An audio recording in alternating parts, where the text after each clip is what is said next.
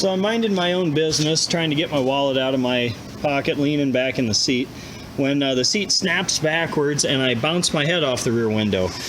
So I thought, you know what, I'm sick of putting money into this truck. I'm just going to rip the seat out and see what I can find. I really don't want to buy a new seat, so this is what I found on the floor.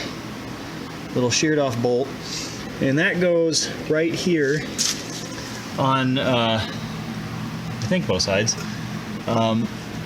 Anyway, I haven't flipped it over to check that side, but I did find one of these little guys about 3 or 4 months ago. So we're gonna put just a regular old bolt in there. I'll tell you what size in just a minute, and we're gonna see if that fixes the recline. Yes, this side, if I can get the camera to focus right here, same deal. That is what holds the back of the seat to the base, or that's at least what keeps it at the same angle. So we're going to go ahead and replace those bolts. Okay, so it gets worse. Get the camera to focus again, there we go. Inside here, in this piece, there is a broken off bolt. The threads are in there, so that piece needs to stay threaded because I don't have enough clearance to get a nut in here or to get a bolt head in there. This is 5/16, fits in there pretty nice. So what I'm going to have to do is try and get this out of the way, drill and tap this for 5/16.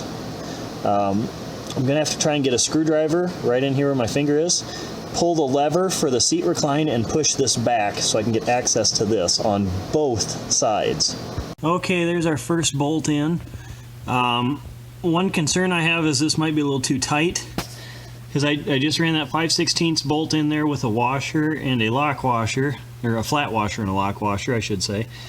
If it ends up being too tight, what I'll do is I'll just put red Loctite on it and back it off just a little bit, you know, tighten it down and then back just a little.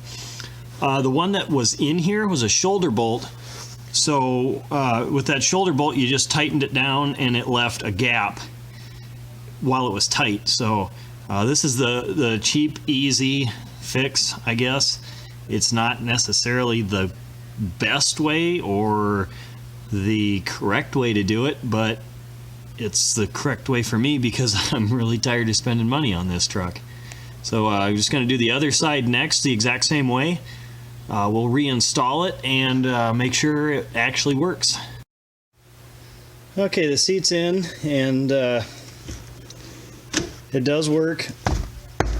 It's not going to snap backwards. So now I can put the seat cover on to hide that hole in the seat, and I can prolong the life of this vehicle just a couple more years until I can get rid of it. So there's your fix.